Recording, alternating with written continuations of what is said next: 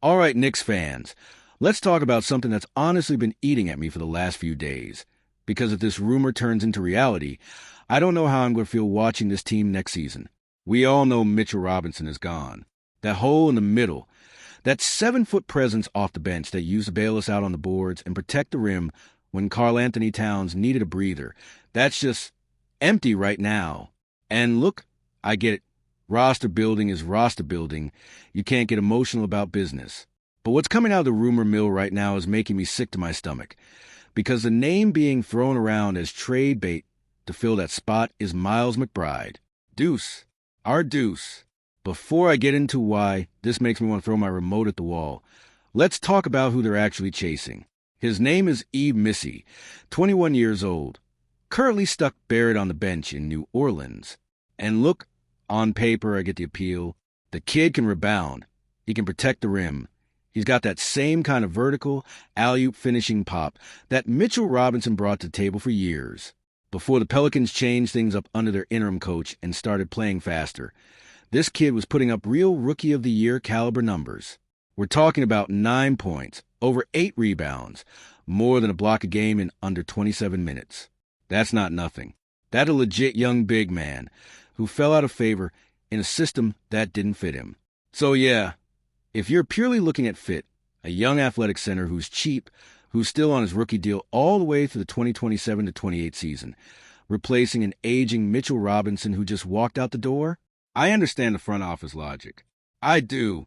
But here's my problem, and I need you guys to hear me out on this, because this is where it stops making sense to me as a fan who's watched this roster get built piece by piece. Deuce McBride is not just some throw-in salary filler. This man has been with this organization for 5 seasons. 5. He came in as a project, a defensive-minded rookie who could barely buy a bucket, and he turned himself into one of the most reliable two-way guards in this entire league off the bench. Every single year, without fail, his game has gotten sharper. And this past season, even with a sports hernia limiting him to just 41 games, the guy put up the best numbers of his entire career. 12 points a game, 2.5 boards, 2.5 dimes, and 41% from 3. Let that sink in. 41% from deep as a combo guard coming off the bench, playing legit backup point guard minutes behind Jalen Brunson. This man is not a throw-in. This man is a rotation piece that half the league would love to have. And I get why the front office might see him as expendable right now, because let's be real, the backcourt is stacked. You got Brunson entrenched at the 1. You've got Landry Shamet. You've got Tyler Collett developing, and now you've thrown 2 rookies into the mix too. So on paper, yeah, Deuce's expiring contract makes him the most movable piece for a team trying to consolidate. But that's exactly what bugs me about how front offices operate sometimes.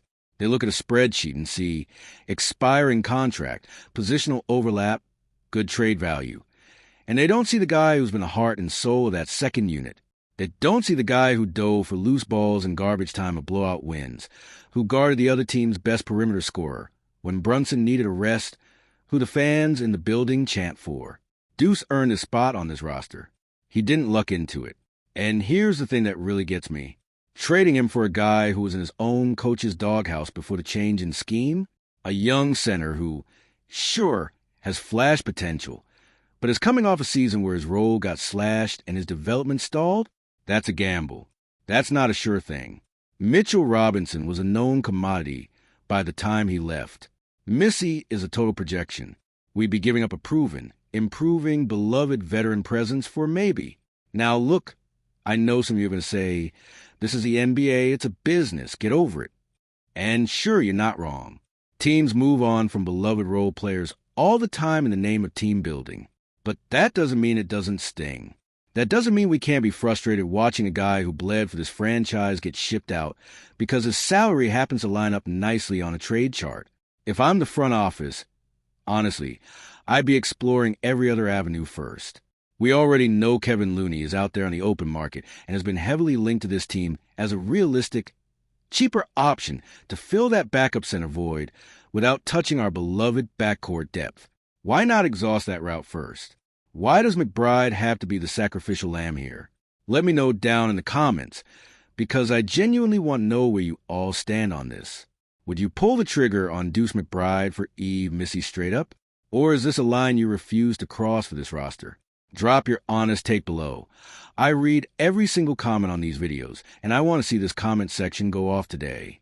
And hey, if you're as invested in this team as I am, if this rumor got under your skin the same way it got under mine, do me a favor and smash that like button before you scroll away. It genuinely helps this channel more than you know, and it lets me know you want more breakdowns like this one. Now, let's talk about the timing of all this, because that's honestly what makes this feel so real, and not just some random internet rumor. Missi's name has reportedly been floating around trade circles for a while now, and there's already been reported interest from this front office dating back further than people realize. So this isn't some brand new development. This is a front office that's apparently been eyeing this kid for a bit, just waiting for the right moment to strike. And with Mitchell Robinson now officially gone and that center rotation looking thin behind Towns, that right moment might genuinely be right now, this offseason, before training camp even opens. Think about the calculus here from the Pelicans side, too. They've got a young center who's currently buried on their depth chart, not fitting the timeline or the style of play they want moving forward. A guy on a cheap rookie contract who still has real trade value around the league because of his physical tools and flashes of production. From their perspective, cashing him in now for a proven, cost-control veteran guard like McBride, who can come in and stabilize their backcourt immediately, that's a pretty clean value swap for a rebuilding situation. It makes sense for them. That's what worries me. When a trade makes too much sense for both sides on paper, it usually means it's more likely to actually happen. So where does that leave us as fans? Honestly, in a tough spot. We're staring down the barrel of losing not one, but potentially two familiar, likable pieces from this roster in the span of a single offseason. Mitchell Robinson's departure already hurt. Losing Deuce on top of that, a guy who fought through injuries, who's been drafted, developed, and grinded his way into being a legitimate top-tier backup guard in this entire league. That's a tough pill to swallow, even if the front office insists it's the right basketball move. I want this team to compete. I want them to have a real answer at backup center. I'm not sitting here saying don't make any moves. Stand pat, run it back with a hole in the middle. That's not realistic either. But there's a difference between improving your roster and trading away your identity.